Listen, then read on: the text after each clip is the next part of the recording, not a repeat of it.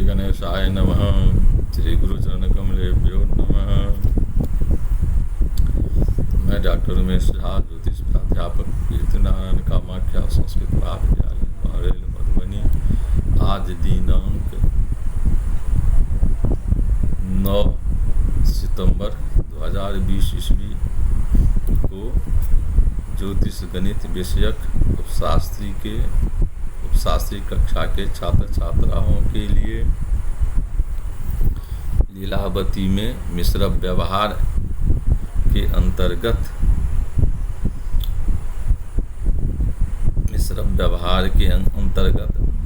वाप्यादि पूर्णे करण सूत्रम वृत्तार्थम का पाठ प्रारंभ करता हूँ। तो छात्रों, वाप्यादि पूर्णे करण सूत्रम, वाप्यादि पूर्ण काल का सूत्र इस प्रकार से है।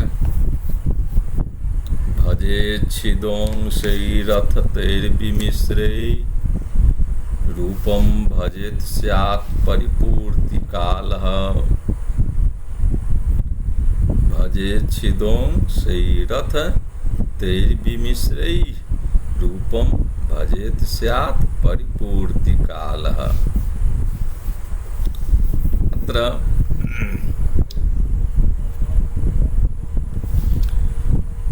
अंशै अर्थात छिदः, अंशै छिदः अर्थात हरण, भजेत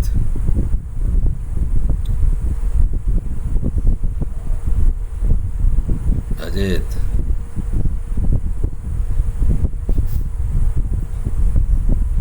अथ पुनः तैर्विमिश्रै तै अंशै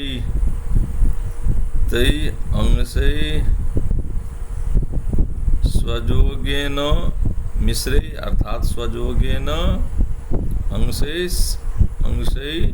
स्वयोगेन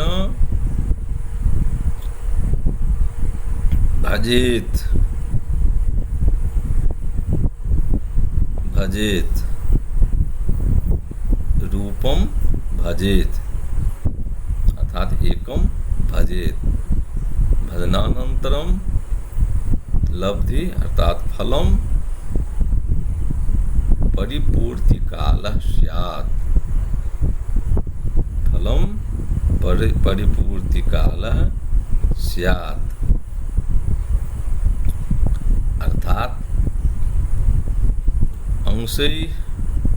अंश से छिदः हरण, हर को भजेत भाग दे, अथ तदनंतरम उसके बाद पुनः तै अंशै विमिश्रै अर्थात तै अंशै स्वयोगेन उन सबों के योग से, अर्थात उन सबों के योग का मतलब अर्थात अंश से हर को भाग देने पर जो लब्धि प्राप्त हुआ है, उन लब्धियों के योग से एकेन रूपम अर्थात एकम एक में भजेत भाग देने से लब्धि परिपूर्ति कालः स्यात्। वाप्यादि अर्थात वाप्यादि पूर्ण काल स्यात्, वापी का पूर्ति काल, पूर्ण काल भरने का समय आ जाता है अर्थात पूर्ण काल हो जाता है। तो यही सूत्र है वाप्यादि पूर्ण काल के लिए ग्रंथकार का यही सूत्र है। भजेत छिदों शैरथ तैर्विमिश्रै रूपम भजेत स्यात् परिपूर्ति कालः। तो छात्रों, अब या तो सूत्र हुआ, अब इस सूत्र का उदाहरण ग्रंथकार के द्वारा प्रस्तुत है। ग्रंथकार का उदाहरण है वाप्यादि पूर्णे उदाहरणम।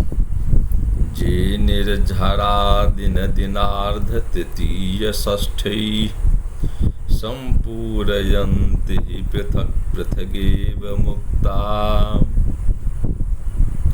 वापिं जदा जुगपदेव सखे विमुक्तास्ते केन वा सरलभेन तदा वदासु।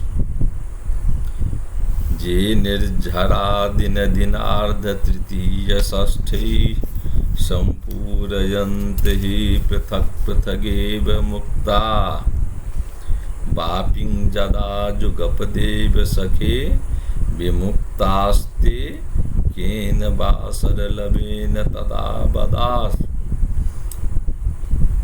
ये निर्झरा, अब यहाँ पर में जे शब्द का जो प्रयोग है वह बहुवचनांत प्रयोग है और निर्झरा भी बहुवचनांत है। तो जे निर्झरा, तो बहुत सारे निर्झर हैं, झरना है, उसमें जे निर्झरा दिन दिना जे निर्झरा वापिं दिन दिनार्ध तृतीय षष्ठे पृथक् पृथक् संपूरयन्ति। जदा निर्झरा जुगपदेव, जदा निर्झरा जुगपदेव सहैव सर्वे मिलित्वा तदा एकेन वासरलभेन अर्थात दिवसस्य कियन्ति भागे वापिं पूरयन्ति इति मे आसु शीघ्रं वद कथय। अर्थात जो झरना, जो एक झरना किसी वापिं, वापी को अर्थात बावली को, पोखरे को, तालाब को, कुआं, तालाब को, सरोवर को दिन दिनार्ध, दिन अर्थात एक दिन में, एक झरना किसी वापी को, किसी तालाब को एक दिन में पूरयंती पूरा करता है, अर्थात पानी से भरता है। झरना से पानी निकलती है, इसीलिए किससे पूर्ति कर होगा, तो पानी से पूर्ति होगा। तो जिस वापी को, जिस सरोवर तालाब को एक झरना एक दिन में भरता है, पूरा करता है, और दूसरा झरना उसी वापी को दिनार्ध अर्थात दिन के आधे भाग में पूर्ति करता है, और तीसरा झरना दिन दिनार्ध तृतीय अर्थात दिनस्य तृतीयांशे, दिन के तृतीय भाग में पूर्ति करता है, और चौथा झरना षष्ठांग से दिनस्य षष्ठांग से, दिन का छठवें भाग में, छठा अंश में पूर्ति करता है, अर्थात दिन का छठवां भाग में पूरा करता है। उस पानी से उस झरना, उस वापी को भरता है। तो यदि जुगपदेव माने एक साथ उन सभी झरना को खोल दिया जाए, यदि उन सभी झरना को एक साथ जुगपदेव विमुक्ता क्रियते भर दे, खोल देते हैं, तो कति तो तदा केन बासर लबेन, तो कितने दिन के अंश में उस वापी को भर देगा, पूर्ति कर देगा, यह मुझे आसु शीघ्र मुझे बताओ। अर्थात जो वापी जो झरना वापी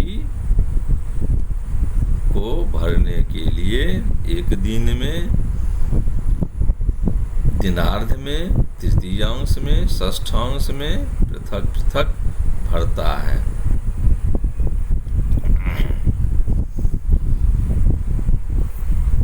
तृतीयांश में पृथक पृथक भरता है। तो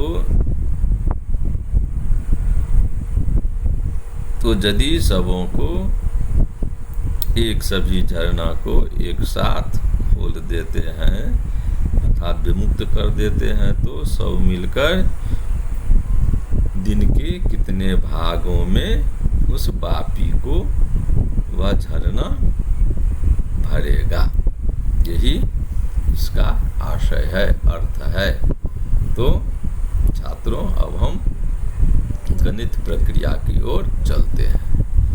तो प्रक्रिया अंतर्गत करते हैं। जे निर्झरा दिन दिनार्ध तृतीय षष्ठी इत्यादि उदाहरणोक्त्या न्यासः। न्यास दिन अर्थात एक दिन, फिर दूसरा है दिनार्ध 1/2 दिन, तृतीय 1/3 दिन, षष्ठांश 1/6 दिन। दिने पृथक पृथक पूर्यन्ति तदा यदि जुगपदेव विमुक्तास्तदा कियन्मिते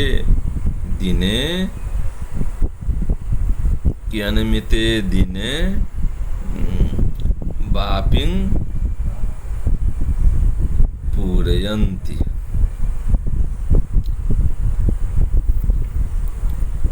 पूरयिष्यन्ति।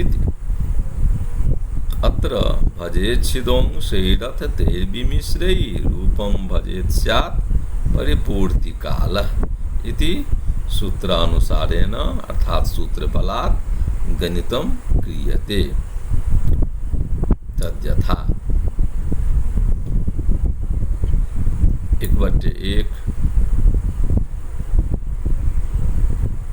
2/1, 3/1, 6/1।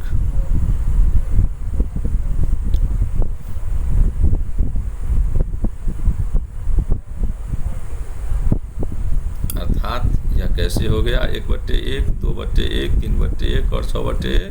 तो सूत्र कहता है जो अपने अपने अंश से हर में भाग देने से,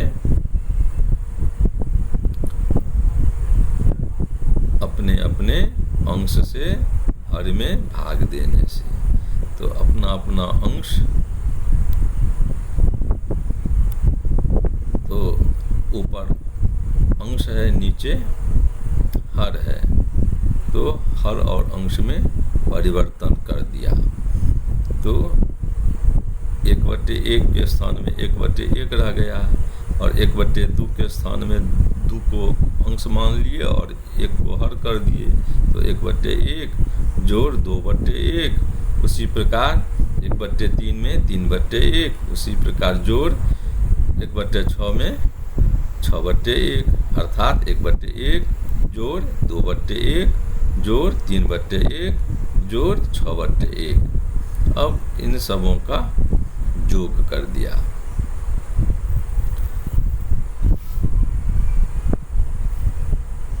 योग कर दिया तो 1 2 3 3 6 जोड़ 6 अर्थात 12, तो 12/1 यह योग हो गया। अब कहते हैं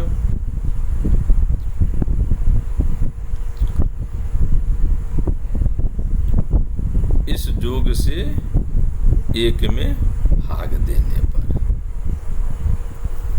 अनेन एके भक्त्वा, तथा इस योग में, इस योग से अर्थात 12/1 से 1 में भाग देते हैं, तो 1 भागा 12/1 बराबर 1 गुने 1/12, यही बराबर 1/12। यह एक जो है सो दिन है, और 12 जो है वो हर जो है सो उसका 1 का भाग है। तो 1/12 यानी एक दिन के 12वें भाग में सब मिलकर उस बापी को भरेगा, वही बाप्यादि पूरन परिपूर्ति काल हो गया। तो यही बाप्यादि पूरन काल हो गया। क्या हो गया? तो 1/12। तो फिर इसको हम एक बार उदाहरण को पढ़ देते हैं। जे निर्झरा दिन दिनार्ध तृतीय षष्ठी संपूरयन्ति पृथक पृथगेव मुक्ता बापिं जदा जुगपदेव सखे विमुक्तास्ते केन बासरलवेन तदा बदासु। ये सखे हे मित्र, ये सखे हे मित्र, एक झरना किसी बावली अर्थात बापी को, किसी बापी को एक दिन में, दूसरा झरना 1/2 दिन में, तीसरा झरना 1/3 दिन में, दिन के 1/3 में, चौथा झरना दिन के षष्ठांश अर्थात 1/6 में समय में भरता है। तो यदि सबों को एक साथ खोल दिए जाए तो सब मिलकर कितने समय में, केन बासर लबेन, किस दिन के कितने अंश में, बासर लबेन अर्थात दिन के अंश में, कितने अंश में उसको अर्थात उस बापी को भरेगा, पूर्ति करेगा, यह मुझे शीघ्र बताओ। तो इस प्रश्न के उत्तर में यह आ गया, जो सब कुछ, सब चारों झरना मिल करके दिन के 1/12वें भाग में अर्थात दिनांश में बापी का पूर्ति काल, बापी को भरने का समय यानी पूर्ति काल आ गया। यही बाप्यादि पूरन काल है इत्युत्तरम। तो छात्राओं, आज के पाठ को हम यहीं विराम देते हैं। अस्तु। जयतु संस्कृतम।